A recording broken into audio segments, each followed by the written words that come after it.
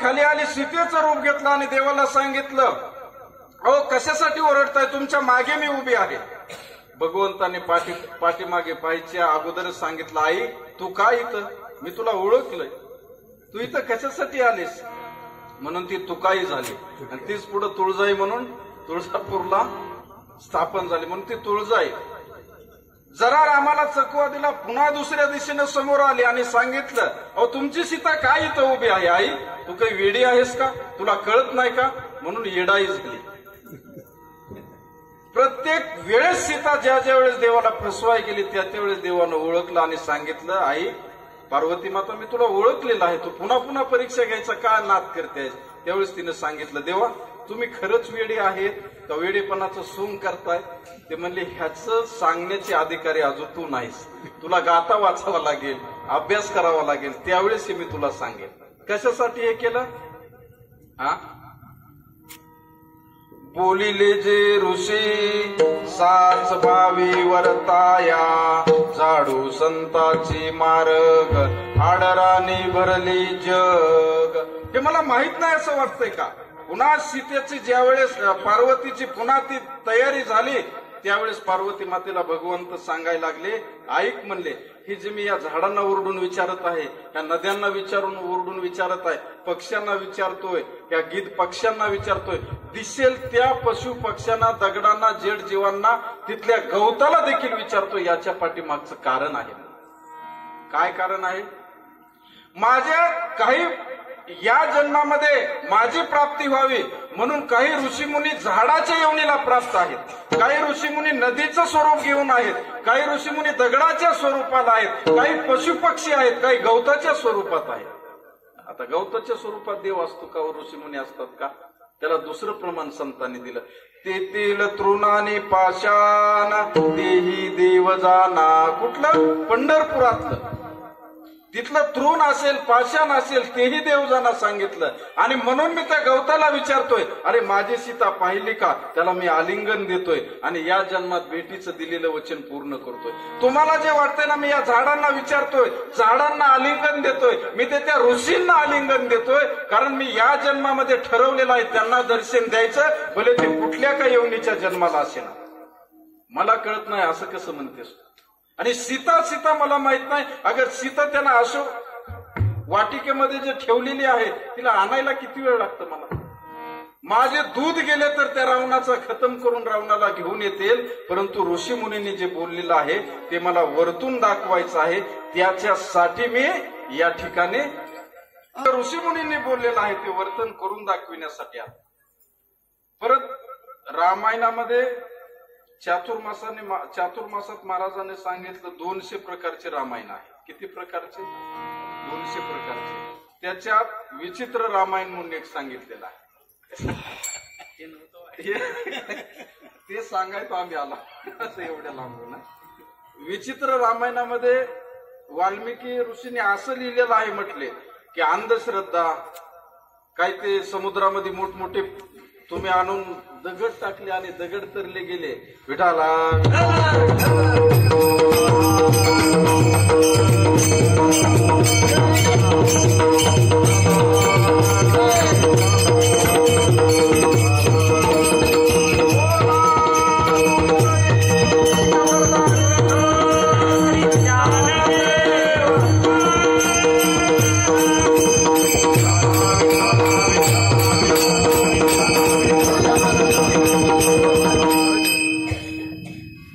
महाराजांनी सांगितलं, दगड घेतला त्याच्यावर राम नाव लिहिलं आणि दगड टाकला की तरंगला. हे असं नसून म्हणले, पूर्वीच्या काळी नल नील नावाचे वानर एवढे इंजिनियरच्याही बुद्धीच्या पुढचे होते, त्यांनी मोठमोठे डोंगर असणारे मोठमोठे दगड त्या ठिकाणी समुद्रात टाकले आणि त्याच्यावरून सेतू बनवला गेला. नामाने किती कोट्यान कोटी तारले. रामायणातलं आपण मागेही सांगितलं, 18 पद्म वानर नामाने तरले गेले. सामान्य आहे का नाम. सामान्य. मुकी नाम हाती मोक्ष ऐसे साक्ष बहुतांची, तुरतुरानो ही वस्तूंशी वैष्णवांचा माल खरा, वैष्णवांचा माल खरा. म्हणून महाराजांनी सांगितलं, नामाने 1 आणि 2 नाही, कोट्यानु कोटी तरलेला आहे. ते नाम आणि ते ध्यान. विठाला विठ्ठला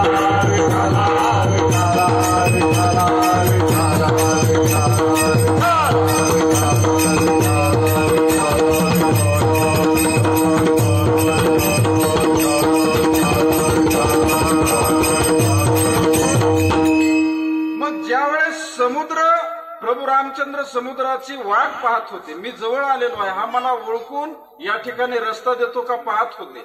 पहिला 1 दिवस झाला, समुद्राने रस्ता दिला नाही. प्रभू रामचंद्रांनी आणखी दया दाखवली, म्हणजे आणखी 1 दिवस वाट पाहू.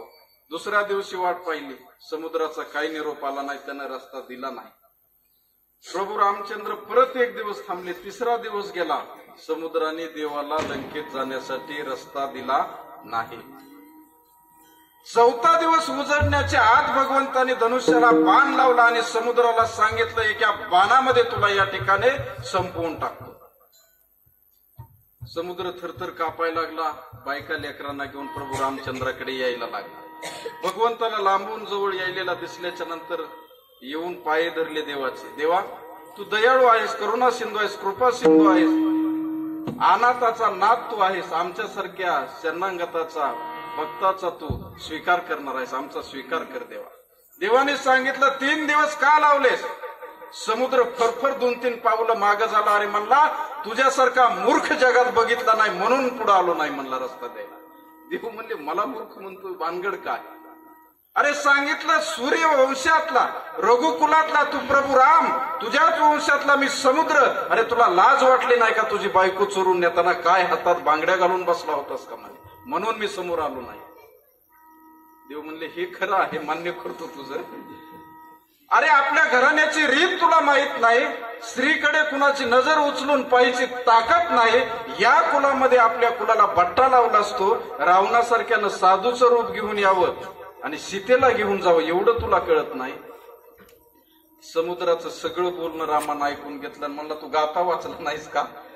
बोलिले जे ऋषी साच भावी वरताया. दोघांचं संभाषण झालं आणि त्याच्यानंतर समुद्राने सांगितलं, मी जे काही लागेल ते देवा तुला सहकार्य करायला तयार आहे, फक्त आपल्या कुलाची रीत नाही, तुझं कार्य मला माहित नाही आणि हे कार्य विशेष कार्य आहे असं मला प्रतिपादित झालं नाही, म्हणून या ठिकाणी मी तुला रस्ता दिला नाही. विठाला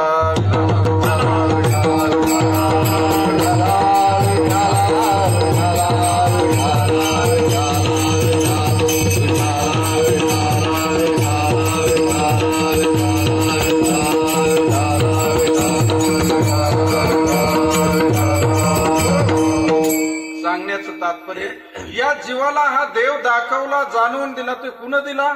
संतांनी दिला. संतांनी सांगितलं, बाबांनो, या जन्मामध्ये तुम्ही जर जीवनाचं सार्थकता तुम्हाला करून घ्यायची असेल तर या जीवनामध्ये देवाची प्राप्ती झाली पाहिजे आणि देवाची प्राप्ती करून घ्यायची असेल तर संतांना शरण गेल्याशिवाय पर्याय नाही. देहामध्ये हे ज्ञान नाही की मनुष्य शरीर कशाला दिलेलं आहे आपल्याला, त्याच्या प्राप्ती करता. पण आपण त्याच्या प्राप्ती करता न लावता हा देह नाना प्रकारच्या भोगा विलासामध्ये हा देह खर्च करतो. मग या देहाला पशु पक्ष्याचे देह प्राप्त होतात.